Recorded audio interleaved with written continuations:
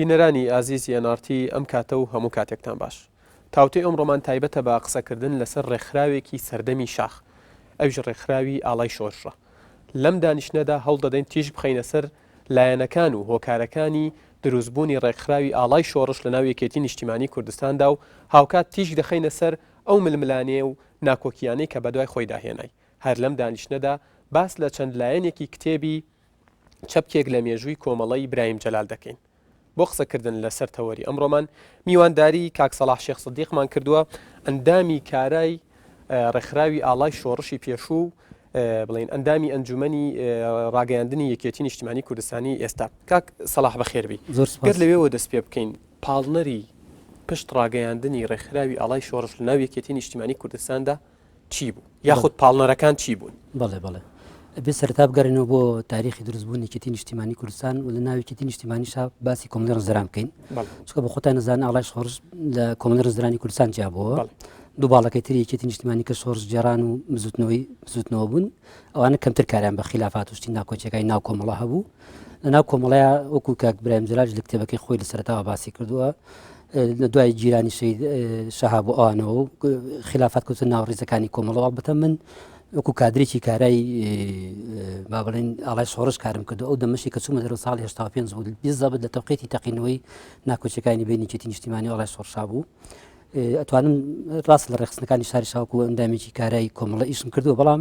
معلوماتی من و هەڵسوڕانی من و ئیشکردنی من زیاتر لە ناو ڕێکخراوی ئاڵای شۆڕشا بوو تا یەکگرتنەوەی ساڵی 93 ئەو خلافاتانە لەو کاتا کۆمەڵی ڕەنزەران تووشی وەکو باڵێکی ڕادیکاڵی بزوتنەوەی شۆڕژێرانی خەڵکی کوردستان وەکو باڵێکی چەپ وەکو ڕێکخراوێکی ماکسیلینی ئەو سەردەمە کۆمەڵی ڕەنزەران بۆ خۆتان نەزانن یەکەم سکرتێری گشتیەکەی شەید ئارام بووە ناکۆچی هەبوو ناو ڕێزەکانی کۆمەڵە هەر لە سەرەتا دروستبوونیەوە حتمما ناکۆچی ئەبێت لەسەر بیر و بۆ چوون لەسەر شێوەی خەباتکردن لەسەر هاوپەیمانی لە ڕێزەکانی عێراق و کوردستان ئەوانەیە یەکێ لە خلافەکان کە زۆر تەقیەوە بوو بناوی بە دوو باڵەوە بناوی باڵی کوردستانی و باڵی عێراقچی ئەوانی کە ئەنجاگە قسە و باسێکی لەسەر بکەین ئەوان زۆر جار ئەو وشەی عێراقچێتیان وەکو تەوهین یا تەشیرێک بەکارێنا بۆ تاوانبارکردنی ئێوە بەکارێن بەڵێ لە ناو ڕێزەکانی پێشمەرگار ناو مەبەستت لە ئەوان ئەگەر زیاتر ڕوونی بکەیتەوە بۆ بینەر بانی باڵی دەسەڵاتداری ناوێکی نیشتیمانی با بڵێن وەکو باڵە دەسەڵاتدارەکەی ناو کۆمەڵی ڕێزدەران و مەکتەبی سیاسی و کاتێکی نیشتیمانی ئەو کات کێ بوون؟ ئەو کاک نوشیروان بوو کاک نوشیروان مستەفا کاک فەریدون عەبدولقاهیر بوو مام جەلال سکرتێری گشتیەکەی نیشتیمانی بوو برادەرەکانی تر کاک قاری حاجی عەلی بوو کاک عومەر فەتاح بوو مەسەڵەن ئەوانە لە مەکتەبی سیاسی کاک کۆسرەت بوو مەسەڵەن ئەوانە ئەو برادرانی کە لە کۆنفرانسی سێی ساڵی 84 خۆ دەزانن ئەو کاتە سەدەمین فۆزات بوو لەم کۆنفرانسەکەی هەموو خلافەتەکان تەقیەوە ناکۆچیەکان بڵاوکراوێک دەرچوو لە ڕێزەکانی ئاڵای شۆڕشا لە ناو کۆمەڵی ڕەنزەران بە ناوی هەڵوێستەوە ئەو هێستا زەجێکی گەورەی نایە ناو کۆنفرانسی سێیە هەتا ئەو برادرانی کە پێیان گیرا بە هەڵوێستەکە چەند برادێکی دەشتی هەولێر و منتقەکانی تری کوردستان وانە بوون حەو برادە بوون پێم وابێ کاک حاجی مەموو ئەوان بردمیانە سەر مەسرحەکەەوە یانی وەکو تاوانبار مەسەڵەن مامەڵیان نەگراکرا کە چۆن ئەویان بکەن دادگایە بکەن یەکێک لە برادەکان ناو هۆڵەکە وتی وەڵام پێم باشە لەژێر ڕسمی هەرێکی لەو شەیدا سەرکردەکانی یەکێتی نیشتیمانیەکی لەم برادرانە ڕەمی بکرێت مەسەڵەن ئەوەی کە بڵاوکراوی پێگیراوە وردەوە خلافەتەکان تەقیەوە ئاڵای شۆڕش لە دوای کۆنفرانسی سێ باڵن ئەوەی مێرگەپان کە لە 84 گیرا وردەوە خلافەتەکانی تەقیەوە کەسی زۆر دیاری ناو باڵەکەی ئاڵای شۆڕش ئەو باڵی کە پیان و باڵی عێراقچیەکان مەلا بەختیار بوو هەنی هەمووکو سەرکردایەتی هەمووکو منەزیری هەمووکو جوڵەنێری شتەکە ئەوەی کە تا ئێستا بڵین مابێتەوە بەڵێ هەر پێش ئەوەش ینی خۆ لە سەرەتای دروستبوونی کاتی خۆی کاگاران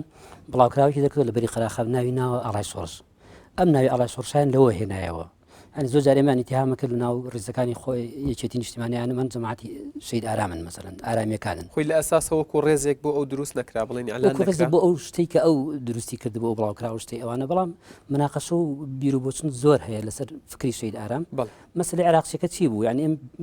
ینی ئەو کاتە کە کۆمەڵی ڕێزدەران و یەکێتی نیشتیمانی مفاوزاتیان لەگەڵ حکومەتی عێراقیە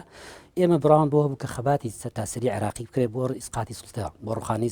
سوڵتە ئەمان ناکرێت دیکتاتۆرێت لە عێراق بێ دیموکراتیە لە کوردستان هەبێ ئەبێ هاوخەباتی بێ لە بینی هەموو چین و توێژەکانی معارزەی عێراقیە بەکرێکار و زەحمەکێش ئەوانشەوە ینی هاوخەباتیەکە بێت تەحالفێکی گشتی تەبەقاتی هەبێت چینایەتی هەبێت لە بینی ئەم دوو چینی کوردستان و عێراقا بابڵێ بۆ ئەوەی ڕێگا لە چی بگریت ڕێگا لە گفتوگۆ بگریت لە مزاکرە بگریت لە مفاوزات بگریت کە تۆ ئەوت کرد هاوخەباتی لەگەڵ ڕێزەکانی معارزەی عێراقیا کرد ئەگەر لە یادتان بێ کاتی خۆشی کە ڕادیۆکەی چێتێکرا ئێرە دەنگی شۆڕشی عێراقە تا فترێکی زۆریش تا هەفتا نەوانە تا هەشتاکانیش دەنگی شورشی عێراق بەڵام ناوەڕۆکە فۆزات کرد لە ساڵی هێشتا چوارە وردەوردە ئەو خەتە فکری و سیاسی کە کۆمەڵی ڕزگاران لەسەری قرار بوو بڕات و ئەو خەتە ڕادیکاڵە وردەوردە بەرەو خاوبوونەوە چوو شەڕێکی ناوخۆی بێهودا هەبوو لەگەڵ بەرەی جوودا و کاتەکە پارتی و حزبی شوعی و سۆسیالیستوانێتی هەبوو شەڕێکی بێهودا بوو شەڕی کۆمەڵە و دیموکراتی ئێران هەبوو ئەوم فۆزاتە هەبوو کە هیچ نەتیجەیەکی نەبوو ئەمانە وای کرد ئەو کۆمەڵە برادری ناو کۆمەڵی ڕزگارانی کوردستان کە بە دەرەجەیە کاک مەلا بەختیار و کاک پشکۆ نەجمەدین و کاک شاعلی بوون ئەم سێ کەسە لەناو ئەمە هەر لە پلینیۆمی سێهەمە بڕیاردراکە دەستگیر بکرێن ئەوانیش نا ئەمە ئەم کۆنفرانسە بۆ کۆنفرانسی سێم بوو کە لەگەڵ حکوومەتا چی کرد کۆنفرانسی سێمی ئاسایی کۆمەڵە بوو ئەمجارا لۆگ میوان هاولێ وتاری پێشکەش کردووانە بەڵام دوایە ئەو پلینیۆمی کە جەناب باسیەکەی ئەو کاتە بوو مەسەلەن ئەمە بەسمەوەی قسە لەسەر ئەو ناکۆکیانە بکەین کە دوای ڕاگەیاندنی ئاڵای شۆڕش هاتەکایەوە بەڵێ جاکە ناکۆچەکان وردووە دەخەز بوونەوە و بڵاوکراوەش دەرکران ئەو برادرانی ئێمە لە بەری قەراق کاک بەختیار مەقڕی لە بەری قەراق بوو لە بنای گوندی تەکیە لێ دانیش کاک شاعریش لە سەرکردایەتی بوو لە مالومە بوو مامۆستا پشکۆش لە دەستگای ڕۆشنبیری کۆمەڵە بوو کە شید ئازا هەرامی سەرپەرشتیە کرد ئەمانە هاتن خۆیان کۆ کردەوە کە خلافەکان خەریب و ناخۆششکایەوانە بۆی ڕێگە چارێک دابنن لەگەڵ بەڕێز مام جەلال و مەکتەبی سیاسی و کاتە کاک فەریدون و کاک نوشیروانوانە دانیشتن قسە و باسێکا وەکو مامۆستا پشکۆش لە کتێبێکی خۆیان بیرۆرەکانی خۆی بەناوی ئەزمون و یادەوە لەوی شاری پێکردو ئەڵێ ئێمە ئیتفاقێکمان کرد لەگەڵ سەرکردایەتی سیاسی یەکێتی نیشتیمانیە بەڵام ئیتفاقێکی شەفەوی بوو بەبێ نووسین بەبێ دیکۆمنتکردن بەبێ ئیمزاکردن ئەکرا لە 8 دقیقاوان لێ پەشیمان بن ئیتفاقەکە چی بوو وتیان ئێمە ڕیزەکانی ئاڵای شۆڕش ئەوهایە خەباتمان تەوەجوهمان بوسومان ئەوهایە وەکو باڵێک درێژە بە خەباتی خۆماندین ناو یەکێتی نیشتیمانی کوردستان چۆن کۆمەڵە هەیە چۆن نەگوەکو باڵێکی دش ناو چوارچێکی نیشتیمانیا بمێنەوە قرار وا بوو مەسەلەن ئەوانش شەفەیان قبوڵیان کەوتیان زۆر باشە بچنەوە بەری قەراق قوبنەوەی خۆتان بکەن ئەمەی کەم باسیەکەم ئەواخری مانگی دەی ساڵی 85 بوو بەڵێ بچنەوە بەری قەراق لەوێ کۆنفرانسی خۆتان بکەن هێزەکانتان کۆ بکەنەوە ئەوان لەژێرەوە بەرنامەی تریاندا نابوو بەرنامەکەی تر ئەوەیە کە ئەو هێزە چۆ قەراق حەسر بکرێ ئەو ئەوانی سەرکردایەتی بگیرن هێزەکان چەک بکرێ و ئەوان زیندان بکرێن و دەست برایە چەک مەسەلەن بە خلافی ئەو ناکۆچی شتەی ئەوانە و دوای هەر خۆشیان مەسەلەن تاوانێک دزنەوە بڵێن ئەمانە میستوانی شقاپەنێکی نیشتیمانی کوردستان لەو سەرکردایەتی کە گەڕاینەوە کاتێوی ئەعلان کرا لەگەڵ مەکتەبی سیاسیە کاک بەختیار و مامۆستا پشکۆ گەڕانە بۆ بەری قەراق کاک شاعیر لە مالومە مایەوە یەکێک لە پێشمەرەکانی و کاتەی هەورامان لە چەمی سمۆر لە منتقەیەکە لە بەری قەراقەوانە وتی ئەوەی لە یەکێتی نیشتیمانی کوردستان جابێتەوە سەریپانەکەینەوە یا ئەوەی عێراقچی بە سەریپانەکەین قسێک لەم بابەتە کرانی ناو هینەکە هەستمان بۆ حساسی وەزعەکە کرد و هێزێکی گەورەش بە سەرکردایەتی کاک شەوکەتی حاجی مشیر و کاک شێخ جعفەر و کاک جوافمان خۆی هەر لە مەڵبەندی یەک بوو لە قەراق مام ڕۆستەم حامید حاجی غالی کاک وەهاب ئەمانە هێزێکی گەورە بوون 1500 کەسیان لەگەڵ بوو لەگەڵ خۆتەکەی ئێمە وردەوە دەدێ بەدێ ئاهاتن بەری قەراق بۆی هەم حەسر بکەن هەم سرعەکان بە شێوەیەکی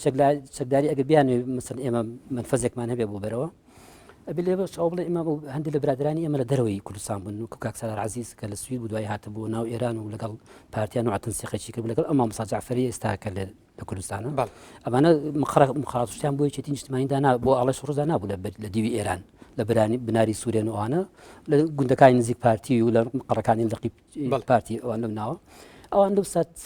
سەردەمەیە نوع تەنسیقێکی کەم هەبوو لە بینی سەرکردای خۆتان نەزانن تەکنۆلۆژیا ئەو سەردەمە و کوێستا نەبوو یعنی تەکنیک زۆر بەقۆت نەبوو مەسەلەن ئیتساڵات و شتە بێوانە ئەوان لە ئێران و ئێمە لە ناو هێزی پێشمەرگا لە ناو جەرگەی واقعەکە مەشاکل و قورسایەتێکە هەمووی ئەکەوت سەرشانی بەڕێز مەلا بەختیار و کاک پشکۆ کاک شاعلی ئەوان کەمتر ئەوان بڵاوکراویشیان دەکە بە ناوی لەمی عەسەنت و ممکنن چیتر ناکرێ بێدەنگ بین ئەم بڵاوکراوەیە کەمتر حساباتی وەزی ئێمە کرابوو کە لە ناوەوەین لە بەردەستی یەکێتی نیشتیمانی کوردستانین هجوومێکی زۆری کرد بۆ سەر یەکێتی نیشتیمانی کوردستان نوعەتە شیرێکی کردبوو عنی وەزەکانی زۆر نوتیش کردبووە ئەمە وای کرد کە یەکێتی نیشتیمانی بەرامبەرەوە هەڵوێ سوەر بگرێت سەریعتر بکات ینی هەر ئەی کرد هەڵوێ سێر وەرەگرت ینی ئەوە شتێکی بێ ئەملاولایە لە زمانی شاخە مەسەن تۆ خەباتێکی چەکداری خۆتان زانێکی نیشتیمانی چێ بڵێ هێزانی کە زۆر گەورە بوو لەسەر ساحی کوردستان منتقێکی ڕزگارکراوی ئێجگار فراوانی لەبەردەست بوو لە دوایین فۆزاتیش ئەوە هەموو شەڕانی دابانوانە کرا مەسەرن کۆمەڵێکی زۆر ڕەبایە ئەوانە گیرا و قواتی چاچیان نەبووی ئیمکانێت یعنی چێک بێت ئەوان وایان تەفسیرەکە کرد دەسەڵاتەکەت لە قەقایانی دیان جابیتەوە یات نوع تەنسیقی لەگەڵ پارتی ئەکرێ ئەو شتانیان هەموو دروست کردبوو ئەیانوت مەمثلن بەهێزی پێشمەرگە من جارێکیان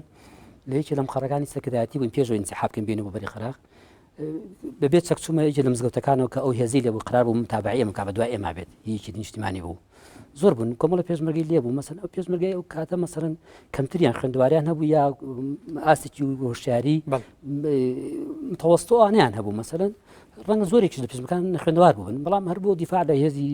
پێشمەرگە و بۆ دیفاع لە کوردستان پاراستنیکی نیشتیمانی من چووم يعني بابلين پێشمەرگە وعیکی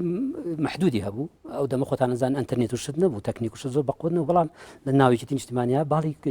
کۆمەڵی ڕزدەران باڵێکی ڕادیکاڵ و شۆڕژێر مارکسی لینی بوو هەم تەوەجوی لە ماوتسیتۆنی سین وەرەگرت هەم تەوەجوی لە مارکس و لینین و ئەنگلیسوانە وەرەگرت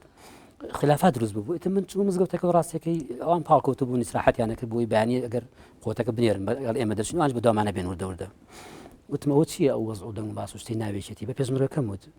وتی وڵاوە جەماعتێکن وتم جەماعتی چییە وتی جەماعتی مەلا بەختیارن وتم ئەیانوێت چی بکەن وتی ئەیانوێت شۆڕشەکەمان لەگەڵا بکەن بە دوکتۆ یعنی شۆڕشەکە بکەن بە دوولەتەوە بەڵێ ئێمەش پێمان وتراوە کە هەچ کەسێک نیازیشتی وای هەبێت سەری پانکەینەوە لێ بدەین وتم هەر ئاوا وتی ئەی چی وتم چی وای پێوتم وتی کۆبنەوەمان پێکراوەمان پێوتراوە ئەمان ناوین شقاق بکەن وتم بەرنامەی شقاق نییە لە سەکرای دانیشتن کراوە قەرار دراوە ئیتفاق کراوە کە ئێمە چینەوە بەری قەرار کۆنفرانسی خۆمان نەگرین نەئینشقاقەیە نەجابوونەوە هیچ شتێک نییە وەکو باڵێک لە ناوێکی نیشتیمانیان بینەوە بەڵحاڵ ئەوان با بڵێن ئەوان بۆ تەوەجۆ ڕۆشتن بەڵێ کاک سەلاح بڵێ سەبارەت بە ضرورەتی دروستبوونی ئاڵای شۆڕش ڕای جیاوازێ بۆ نمونە دەبینین لە چاوپێکەوتنێکدا مامۆستا پشکۆ نەجمەدین ئەڵێت ئەسڵەن ضرور نەبوو ئاڵای شۆڕش دروست بێت لەلایەکی ترەوە ڕایەکی ترمان هەیە کاک هەماوات کە یەکێک بۆ لە پێشکەوتوەکانی ئاڵای شۆڕش ئەڵێت نەخێر ضرور بوو کە ئاڵای شۆڕش دروست بێ و دەیگەڕێنێتەوە بۆ لاوازی سیاسەتی یەکێتی و بە نەسوە ئاڵێ لاوازی سیاسەتی یەکێتی و خودی جەلال تاڵەبانی تۆ لەم بوارەیە لەم ڕۆوە ڕات چییە؟ وڵی من ینی لاوازی شتی نیشتیمانی لەو کاتە قەیرانێک هەبوو ڕاستە بەڵام خلافاتەکان لە ناو کۆمەڵی ڕزدران هەبوو مام جەلال سکرتێری گشتێکی نیشتیمانی کوردستان بوو کۆمەڵی ڕزدران بەرز کاکنشوان سکرتێری بوو ینی دوایش کە پلینەمەکە گیرا بۆ ئەوەی کە ینی لە پرسیینەوەی بکەن لەسەر ئەم برادرانی کە دوایی نەسەر باسکردنی گیرانی برادەرەکان و زیندانیکردنیان ئەو پلینەمەش کە جەناب بە ئیشارە پیان لاوەڵەوە ئەوە کرێ بەڵام خلافاتەکە ناو کۆمەڵایە ئەبێ کۆمەڵە خۆی یەک لای حساباتەکە یەکلایی بکاتەوە لەگەڵ تەڕەفەکەی ترا با بڵین کە باڵی سایدی کۆمەڵە کاتە فەریدون عەبدولقاهر بوو کاک فەریدون کاک نوشیروان بوو کاک قاری حاجی عەلی بوو کاک عومەر فەتاح بوو کاک وەسرت بوو ئەوانە بوون باڵەکەی ئەم لاشقە وەکوم عارض کاک شیعەلی و کاک پشکۆ و کاک مەلا بەختیار بوون کەواتە بە بڕوای تۆ پێویست بوو لەو کاتە ئاڵای شۆڕش دروست بێت من پێ دەڵێم چۆن ئێستا لەم فترەیە کە لە کوردستانە حیزبێک تووشی هەندێک ئەزەمات و مەشاکل و شتە بێ ئەوی کە ئێستا پێوترە گەندەڵی و مەشاکل و ئینسیحابکردن لە مەبادی ئەساسیەکان و پرنسیپەکانی کۆمەڵەوە نەکرێ ئەو کاتەش بیل ئەڵتەرناتیڤ کرایەوە زیاتر لە ناو شارەکان کەواتە کۆمەڵی هۆکارە بوون بۆ کۆمەڵە لەسەر سکەی ئەسڵی و ڕادیکاڵی خۆی لایدا بوو کۆمەڵی ڕزدەران با بڵێن بەڵێ هەوڵدرا ڕیفۆرمێ بکرێن ناو کۆمەڵا خۆ ڕیفۆرم جەریمەیە کە یادگار مەسەن خەڵک هەڵ بە ڕیفۆرمی باڵێکی ناو کۆمەڵە بکات خۆ تاوانێکی زۆر گەورە نییە دوای کۆمەڵی ڕزرانی ئەوانەی کە دیفاعکەری سەرسەختی کۆمەڵە بوون بۆی کە متحیدی بمێنەوە بێگوتی بێنێتەوە کۆمەڵای هەڵوشانەوە حەلیان کرد نازم ئەگەربیان پێش فازەکە شتێک نەما بنای کۆمەڵە ڕزرانی کوردستان بەڵێ گەربینە سەر کتێبی چەپکێک لە مێژووی بڵێن برایم جەلال چەپکێک لە مێژووی کۆمەڵی برایم جەلال ئەو دەڵێت ئارام مەبەستی لە شەهید ئارام لە قەرەداغ جگە لە 8 نۆگون بەولاوە لە یەکەم ڕۆژی چوونە دەرەوەی تا ڕۆژی شەهید بوونی لەو جوغزە نەچوە دەرەوە وە دەشڵێت سالار مەبەستی لە سالار عەزیز لە دۆڵی جافایەتی تەنانەت هاوڕێیانی کۆمەڵەش لە هەڵسوکەوتی بێزار بوون وە دەشڵێت مەلا بەختیار کە ئێستا مەلا بەختیار لە ناو یەکێتی نیشتیمانی کوردستاندایە هەر لە ناوچەیە گیری نەدەخواردەوە بەڵکو هەفتەیەک لە شاخ بوو 2 مانگ لە شار بوو بەڵێ خوێندنەوەی تۆ چییە بۆ ئەم قسانەی کاک برایم جەلال وڵای سەرەتا شەید ئارام ینی وەکو ڕەمزێک وەکو سمبلێ لە بزوتنەوەی ڕزگاری خوازی خەڵکی کوردستانە وەکو کەسێکی بەتوانە کەسێکی وایی وەکو ئەتوانی وەکو منەزیرە وەکو تیۆریستێک کە تیۆریدا ئەنا بۆ مەسلەی خەبات و ڕزگاری خواز و تەرجمەی ئەکرد کابرای بوو چەند زمانێکی دەرەوەی ئەزانی مەسەلەن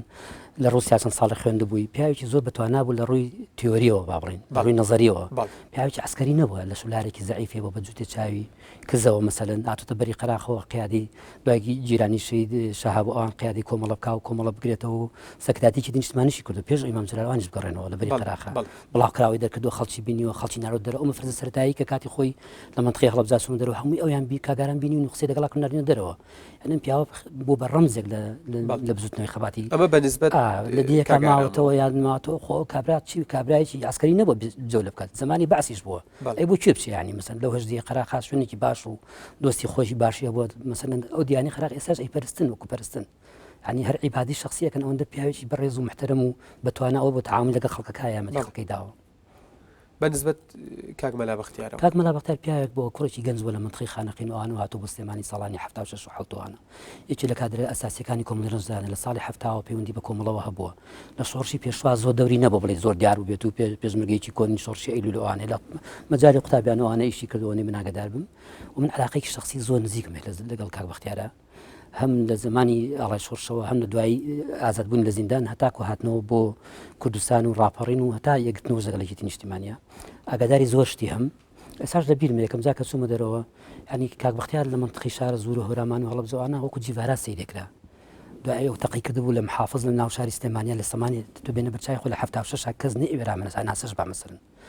بەرامبەر بە حیزبی بەعەس ئەو عەمەلێ گەورەیان کردبوو دوای هاتە دەرەوە پیاوێکی کورچ و کۆڵ پیاوێکی بەورە پیاوێکی بەتوانە گەنجێکی پڕتاقە و پر ئەنەرژی مەسەڵ کەواتە لەلایەکی تری بڵین هەر ئەو کتێبەی کاک ئیبراهیم جەلالدا دەڵێت کاتێک کە کاک نەوشیروان مستەفا لەلایەن حزکەوە بەدیل گیرە بڵین ڕای جیاواز هەبوو بەڵام کاک مەلا بەختیار ڕای وابوو کە بڵین لەگەڵ کاک سالار عەزیزیشە ڕایان وابوو چونکە بڵین برادرانی حزک داوایان کردبوو 100 پارچە چەک لە بەرامبەر ئازادکردنی کاک نەوشیروان بدرێت بە حسک لەلایەن یەکێتیەوە اینجا کاک نەوشیروان ئازاد دەکرێت دەڵێ لەو کاتە کاک سالار عەزیز و کاک مەلا بەختیار لەگەڵ ئەم بیرۆکەیان نەبوون و پێیان باش بوو کە تەنانەت قسەیەکیشیە ناوەتەوە ئەڵێت کاک سالار عەزیز و توێتی چەندین کەسی باشی ناو کۆمەڵە شەهید بوون با ئەمی شەهید بکرێت بەنسبەت ڕاوبۆچوونەکانی ناو یەکێتی ئەو کاتەوە هەستەکەین لەو کاتەوە ململانەیەک بوونی هەبووە یعنی دەبینی لەو کاتە شەڕایەکی جیاواز بەرامبەر نەوشیروان مستەفا هەبووە ئایا ئەوەی ئێستا ڕوو ئەدات درێژ بوونەوەی ئەو ململانەی سەردەمی شاخە نا یعنی من پێشەوەی وەڵامی و پرسیارە بەرەمەوە من باسی کاک سالار عەزیز بکەم کاک سالارێکێکە لە پیاوەتێک و شەرەکان و کەسایەتی ناسراوەکانی کۆمەڵی ڕزدەرانی کوردستان یەکێکە لە کادرە ئەساسیەکانی یەکێک لە خەڵکە بەتوانەکانی مەسەن لە بیدایەتی شۆڕشەوە لەگەڵ بۆ لەگەڵەوە وەستا بووە دوای بە حکمی خلافات و ناکۆچی شت کەوتووە تەڕەفی ئێمەوە ئاڵای شۆڕش بەس ئەوە لە ئەوروپا ژیا لە سوید بوو دەخلێکی بۆ تەقینەوەی مەشاکلشتانە و کاک برایم جەلال باسێکە ئاڵێت تەعاملی وابەیە بە شێوە لە شێوەکان برادەرەکان پێیان ناخۆش بوو ئەوە شتی شخصی کاک سالارن بەڵام بۆ باسی خەبات و تێکۆشان و تەسی خۆی بنەماڵەکەی کاک سالار ناکات ئەوە جا مەسەلەی پرسیارەکەشت لەسەر ئەوەی کاک نەوشیروان و تەقینەوەی خلافات و شتەکان لەناو کۆمەڵە خلافات و شتە بوو ڕاستە بەس من ینی پێم سێرە پیاوێکی وەکو برایم جەلال لە ڕۆژی ئەمڕۆیە مەسەلەن خلافاتەکان ئەبێت مەسەلەن لە هەموو هەدفێک شتێکی کە شتێکن هەدفێکی مشخص هەیە بۆ مۆزوعەکان مەسەلە ئێستا 26 ساڵ 27 ساڵ بەسەر و زەماناتی پەڕێەوە زەمەنی ئینشقاقی ئاڵای شۆڕشەوانەیە کاک برایم جەلال هاتووە مەسەلەن باسی کەسایەتیەکە کە کاک مەلا بەختیارە مەسەڵەکە من خەبەرەکەم پێوتوی پلنیۆم دەستی گوتۆ بەچاویەوە توێتی هێنە و توتی ینی زیلان بێباڵ گەورە بێ باشە ئەمە قسەی ئیحساسی هەر ئینسانێکە کە لە زیندان نابێت بەڕەغمەوەی هەر ئەساسیە بێ ئینسانەکە دڵی بۆ کچەکەی سووتێ مەسەلەن کۆرپەیەکی مناڵێکیە ینی خۆمە جەریمە نییە قسەی ئەگەر کردبێ کە نەشی کردەوە من لەگەڵ کاک بەختیار قسەم تێ هادیش قسەیام نەکردووە ئەویش قەرارەکەی پێ نەوتووە دێنە سەر ئەو مەسەلەیە چونکە ئەوە شەر کاک برایم جەلال بڵێن قسەی خۆی لەسەر کردووە ڕاست بوونی بڵێن کتێبگەلێکی وەکو ئەزمون و یاد و چەکێک لە مێژووی کۆمەڵەوە کات ینی ئێمە زیاتر ئەو مێژووە بەسەر بکەینەوە و چونکە شتێکی وای لەسەر نەوتراوە ئێستا کە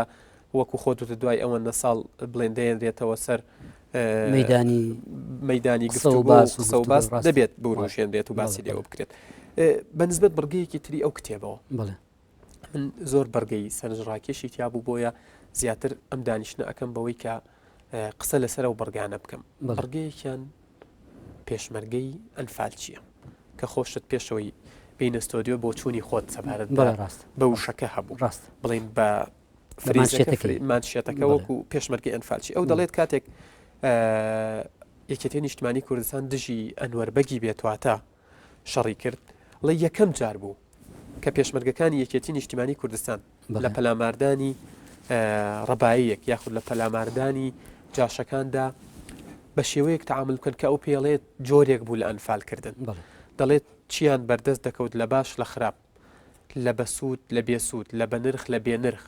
لە ئاڵتون لە ماڵ لە مەڕووماڵات تەنانە دەڵێت لە مریشک لە چی هەرچیان بەردەست کەوتووە بردویانە دەڵێت ئەمە دەڵێت دیلیان کوشتووە خەڵکە بۆ دەستی بەرز کردوێتەوە پێشمەرگەکانی یەکێتی نیشتیمانی کوردستان کوشتویانە سەبارەت بە مانشێتەکە و سەبارەت بەو معلوماتانەش بە حکمیەوەی خۆت لە ناو وەزعەکەیا بووی ڕوونکردنەوە چییە؟ بەڵێ ڕاستیەکەی مەسەن پێشەوەی ئیشارە بۆ بکەن بە ئیشارەتیش بە ڕاگەاندن بکەین منە لێرە ئەو کەناڵانی کە بناویان ڕاگەاندنی سەر بەخۆیە مەسەلەن وەکو هاوڵاتیە ئاوێنەیە ئەم کەناڵە تەلەڤیزیۆنی ئێوە کەناڵەکانی ترن بەڕاستی سەر بەخۆن با بڵێن حیزبینی تەحەسوب وش ناکەن مەسەلەن کتێبێک کە لە حاشیایە تۆ بتێ بروزی پێ بکەیت کۆمەڵی مانشێتی دی هەڵبژێریتەوەوانە ئەو وەزع ئەو ڕژێنی بە ئەنقەز خۆشیان لەم قەدیمەکەی ئاوێنیان نووسیانەڵێت چەند خاڵێکی گرنج و سەرنجڕاکێشمان هێنایە سەرباز و قسە بۆ ئەوەی کە خەڵک زیاتر ئەو کتێبە بناسێ یانی ئەبراهیم جەلال بناسێ ئەو معاملەی کە لەگەڵ کتێبەکەی ئیبراهیم جەلالە کە دیان چەپشێ لە بیرۆیەکانی کۆمەڵە یەکێ لەو مانشتانی کە بروزیان پێکردو ئەوەیە کە جەناب باسەکەی پێشمەرگەی ئەنفالسی ئەمە پێشمەرگەیە کە ئەم عنوانە ئەبینێ پێشمەرگەیەکی کۆن یا برای شەهیدێک یا کەسێکە تەسحیاوە یا خەباتی کردووە بەو مانشتە ئیستیفزازە بێت مانشتێکی ئیستیفزازیە زۆریش یعنی ئەکرا مەسەلەن یەکێ لە مانشتەکانی تر هەڵبژێری ئەو هەڵمەبژێرە ئەو انتقادی لەسەر تەسەڕفاتی پێشمەرگە بووە لەگەڵ ماڵ سەبارە ماڵی کێم سەبارە ماڵی ئەنوەر بەجی بێتواتە شەڕ کراوە کاتە لە بینی هێزی پێشمەرگە و مستەشارەکانە بەڕاستی چۆن تەسەڕفاتیان کردو من لەگەڵ ئەوە نیم ینی ئەو مجتەمع مەدەنی کە ئێستا هەیە لە ڕووی حەزاری دامەزران و تێروتەسەی خەڵکە ئەو ساوا نەبوو لە شاخ پێشمەرگە هیچ شتێکی نەبووە ینی ئەگەر ئەو تەسەڕفێکی دیوە من نازانم ئەو چاوی کامێرەکەی کاک جەلال بە چم مەبەستێک ئەو هینەی زوم کردو مەسەر ئینەتە پێشەوە کە ئەو تەسەڕفی بوو باسی قارەمانەتی ناکەی بوو باسی ناکەی و مقڕەکانی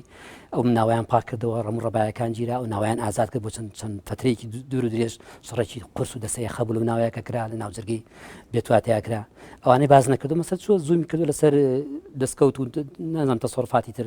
کە کرا بۆ یەکەم جارە پێشمەرگەمە بکەم مەبەستی ئەوەیە ئەو قودسیەتەی کە لەگەڵ ناوی پێشمەرگەیە هەستی پێ ئەکرێ لەوێ پێڕەو نەکراوە بۆ نمونە پێشمەرگە کە یەکێک دەستی بەرز کرد بێتەوە تەواو بۆکو دیل حسابی بۆ کردو و نەیکوشتۆ بەڵام لەوێ ئەڵێ ئەوە ڕوویداوە بۆ نمونە تاڵانکردن و تاڵان و بڕۆ ڕوویداوە مەبەستی من ئەوەیە ناکگیاتگار پێشەوەی باسی ئەوە بکەین پێشمەرگە خۆ دەزانی شەڕی دەسەوێخی لە جەبهەکانی لەگەڵ معسکەرەکان و ڕەبایەکان و حزی باس و جاشەکانە کردووە ئەم شەڕیان فەرقی و لەگەڵ شەڕەکانی کە ئەمە شەڕی ناوشارە تۆ ئەتەوێ شارێک بگری ڕزگاری بکەیتەوەوانە شارەکە مەسەرەن پێشمەرگەیەک لە دەرەوە هیچ امکانەتێکی نییە ماڵ و ماڵی بەجێشت و هیچی نییە مەسەنێتەوە سەر ئەو وەزە سێرەکە خەڵک دەڕەفاهێتا ئەژی ئەوەژی ئەو ماڵی دوژمنەکەشێتی مەسەن خۆ نچۆن ماڵی خەڵکێکی مەدەنی دەبێتواتە ئەنفارکە تاڵان کاوە بکە ماڵ دوژمنەکەیەتی ماڵی ئەو کەسەیەکە لەمانی شید کردو پەلاماری یاوە نەختیداوە لەلایەن حیزب باسەوە دام کراوە مەسەن یعنی ئەوە ئەکرێ من لەگەڵ تەئیدکردنی ئەو شێوە ڕەفتارەیان نیم بەڵام ئەکرد تەفسیری بکرد لە شێوە لە شێوەکانی شەڕی تر خۆ شەڕە بەڕاستی خۆ گوڵیتە نابەشرێتەوە خەڵکە کوژرێ نەکردێ بەڵام مەسەلەی دیلەکان من نازانم تا ڕادەیەک ئەو وایە بەڵام بێمەوە سەر مۆزوعەکەی ئاوێنە یەکێ لەو شتانی کەش کە زۆر بروزی پێکردەوە ینی وەزعەکانی ئاڵای ئەو شتانی کە بۆ ئاڵای شۆڕشتی حساسن مەسەلەن مثلا ئاڵای شۆڕش ئەو ئیتیهامی نەبووە کە مەسەلەن خەڵک بەدەست و قاچی بەدەست و چاوی بەسرایی لێکۆڵینەوەی لەگەڵا بکرێت و تحقیقی لێ بکرێت کە بڵێن تۆ محاولەی شقاقیت کردووە ئەگەر ئەم شتانەمان بۆ نەنووسیت و اعتراف نەکەیتەوە ئەشکوژین فرەدەین لە شوێنێک و بە ناوی تاوانباری گەل بەرامبەر بە گەل و نیشتیمان وەکو مامۆستا پشکۆ لە کتێبەکەی ئاڵێ لە کاک جەبافمان و کە حەمەد تەوفیقات نزورە بۆ ئێمە وتیان ئەگەر ئێوە قەرارەکەی پلینەوەیە کە ئێوە ئیعدام کردینتر بەڵام ئەگە هەندێک شت بنووسن و دان بە غەڵەتی خۆتان نابنێن ئەوە بکەن ئەو شتانەش خۆ ئەوە نەبوو مەسەلەن تۆ خۆت بینوسی ئەوان نووسیوانە بێت تۆ ئیمزای بکەیت یا بە تۆمەی خیانەتی لەگەڵ نیشتیمانتان کوژین باشە مەسەلەن هیچی وەکو ئیبراهیم جەلال ئەم کەسانە هاوڕێ و تێکۆشتەری پیاوی وەکو کاک شێعەلی و کاک پشکۆ و کاک بەختیار دامەزرێنەکانی کۆمەڵن خەڵکی خەباتژێر تەسحیەیان زۆردا و زۆر خەباتیان کردووە تۆ هێناوتە کردە زیندان و لەبەرەوەی کە فکری جیاواز بوو بۆ چونی وکو جیاواز بووە تۆ شانازی چیەکەی بەوەی کە لێکۆڵینە لەگەڵ کردوون ئەی ناترسی مەسەر ئەوانە بێن بڵێن ئێمە تەشیرمان پێکراوە لە سومعەمان دراوە مەسەن دەرگایەکی دەوڵەت تا دەدگایی بکرێن بڵێن ئێمەیان خستە زیندان وا تەسەڕوفیان لەگەڵاکردن لەسەر شتێک کە نەمان کردووە کە نەمان ویستە بیکەین ینی تۆ کەی ئەوە جێگای شانازی بڵێ ئیسا مەلا بەختیار دوای ئەوەم وەکو پرەنسیپ و کاک یادگار دیسپلینی حیزبایەتی ئەم کە ئەم پیاوەم کاک مەلا بەختیارە ئێستا مەسوولی دەستەی کارژێڕی یەکێتی نیشتیمانی کوردستانە ینی بەرپرسی دەستەی کارژێڕی دێمە سەر ئەوە سیاسی بڵێ بەنسبەت تا چەند ڕاستەکە لە کاتی ئەگەر جیابوونەوەیەک ڕوویدا بێ بڵین ئاڵای شۆڕژ لە یەکێتی نیشتیمانی کوردستان یاخود ئەوان وەکو منشەق سەیری ئێوەیان کرد بێت زانیاری هەیە دەڵێت کە کاک مەلا بەختیار ئێوەی هەنداوە دژی یەکێتی نیشتیمانی کوردستان بڵێ شەڕ بکەن ئەمە تا چەند ڕاستە بەڵێ کاک مەلا ئێوە وەکو ئاڵای شۆڕژ مەبەستم بەڵێ ئەوان لە پێش ئەو بەیانی کە قەرار بخۆتەکە دەرچێ بچێ بۆ بەری شارباژی ڕۆوانە لێ مقڕاتشمان خۆمان بکەینەوە ئەوان لە ماڵەوە بوون کاک بەختیار و کاک لە ماڵەوە بوون لەگەڵ کاعیمادی شام کاک عیماد ئەحمەدی ئێستاە لە ماڵەوە بوون قوتەکە لە پێشتر ڕۆشتە بوو بۆ چەمی سمر ئەوانیان بە ئەسیری بە دیلێنایە بەدەمی قوتەکە ئێمە 200 کەسە بووین بەڕاستی یانی چێکی باشیشمان پێ بوو ئەوان برادانی ئاڵای شۆڕش ئەوانە هێنا وتیان نەگەرەوە چەکدانێن ئەمانە کوژین ینی کاک بەختیار و کاک پشک و کاعیمادوانە کوژن نەگەرەوە چەکاتان دانێن يعني اگر کابختار بیست هلی باید سکدام من مقاومت کن باید مکوشین چی یعنی بس کابختار ها جوابی نروتی که کس کنیم بنی ایشته بچه گلایی نکرده اما چی نسکداتی قسم آنگل مکتبی سیاسی ممزل علاقه کردو استکان رو نکنیم استکانیم بنی چه کی مشکلی چه خودم بود تندین دو پرسیار مکم لبروی ماوی برنامه کم توابو دو پرسیار مکم زور بخیرایی گرتوش تابکتید بکرتی ولام بیت و سپاس تکم وکو دزانین که ابراهیم جلال لکتیبه که باس لواکا که ئەو لێکۆڵینەوەی لەگەڵ هەریەک لە کاک مەلا بەختیار و شێخ عەلی و مامۆستا پشکۆ نەجمەدی ناکردەوە و بە گوێری ئەو زانیاریانی لەو کتێبە هاتوونکو خۆش ناماژت پێداوت دەڵێ کە خەبەرەکەی پێداوە دەستی خسۆت سەر چاوی وتوێت ینی زیلان بێ باوکە بێ دەوترێت بەپی ئەو زانیاریانش کە لەو کتێبە هەبوون هەڵوێستی کاک مەلا بەختیار لە کاتی دەستگیرکردن و دەست بەسەرکردن و لە زینداندا هەڵوێستێکی لاواز بوو و کۆمەڵی اعترافاتی لەسەر هاوڕێیانی کردووە و چەند بڵێ نمونەیەکی تری شەهێنێتەوە من نابێ بڕۆمە و نمونانەوە گەر بە کورتی وەڵام بیتەوە لەسەر ئەو هەڵوێستانە تا چەند ڕاست بوون و ئەو قسانەی کاک برایم جەلال چۆلێک دەدەیتەوە سوپاس دەکەم بەڵێ بێتەوە یەکەم جار جانبی تەسەڕفدار مەسەڵەن ئەوەی کە سەجان ئەوەی کە خاوەن زیندانەکەیە ئەو خۆی ئیتهامەکەی بۆ دروست کردویت وعدیشی داویت کە بچیتە خوارە مقڕاتی خۆ بکەرەوە کۆنفرانس و شتی خۆت بگرە و زۆر تەبیعەتەوە بۆ سەدما بێ شتێکی لە ناکاوە بێ بێنە سەر و بەلامارە بن و بگرن و زیندانی تا دوێنێ ئەندامی مەکتەبی سیاسی و سەرکردایەتی نیشتیمانی کوردستان بوویت ئێستا زیندانەکەی پیاوێکی برایم جەلالیش تحقیقی لێ کات ینی من بەوازن ئەو پیاوە وەکو مەلا بەختیار ڕۆحی تۆڵە سندەوەی تیانە بوو انتقامیتیانە بوو کە بەربەر بوو لە زیندانێکی نیشتیمانی ئێمە لە ئێرانیەکان هاتن لەگەڵ بە قسە و باسییان کرد دعوتیان کرد وتیان کاک بەختیار ئێران 4 ساڵ نیشتیمانی 4 ساڵ توی زیندانی کردو لەسەر فکر و لەسەر چیوچیەوە ئێمە هەموو دعمێک دەکەین هەموو هاوکارێک دەکەین ئەوکەین بە هێزی سێم لە کوردستانی عێراق بە زۆر هاوکاری جمهوریستانی کە لە دژێکی نیشتیمانی وتی من قەتشتیوان ناکەم ئێستاژێکی نیشتیمانی لە هەردوو چاوم خۆشترەوە و دیفاعی شەکەم و ئەشم و ناویەتی نیشتیمانی کوردستان بەڵێ بەڕێز کاک سەلاح شێخ سدیق ئەندامی پێشووی ئەندامی کارای پێشووی بڵین ئاڵای شۆڕش و ئەندامی ئەنجومەنی ڕاگەاندنی یەکێتی نیشتیمانی کوردستان سوپاس بۆ ئامادەبوونت لە ئەستۆدیۆی تاوتێ هیوادارین دەرفەتی تر هەبێ بۆی تیژ بخەینە سەر ئەم مێژووە و باسی زیاتر لە مێژووی ئاڵای شۆڕش و ناکۆکیەکانەوە کاتە بکەین سوپاس بۆ تۆ دووبارە سوپاس بۆ ئێوەش دیارە وەزەکان و خۆی شارێکن نەکرا هەمووی باس بکرێت بڵێ هەڵێکن بۆ بەرنامەکانی سوپاس دەکەین بینەرانی عزیز تاوتوی ئەمڕۆمان تایبەت بوو بە قسەکردن لەسەر ڕێکخراوێکی سەردەمی شاخ ئەوژە ڕێکخراوی ئاڵای شۆڕش بوو تا تاوتویەکی تر و بابەتێکی گەرمی تر بەخواتە نەسپێرم و هەر شاد بن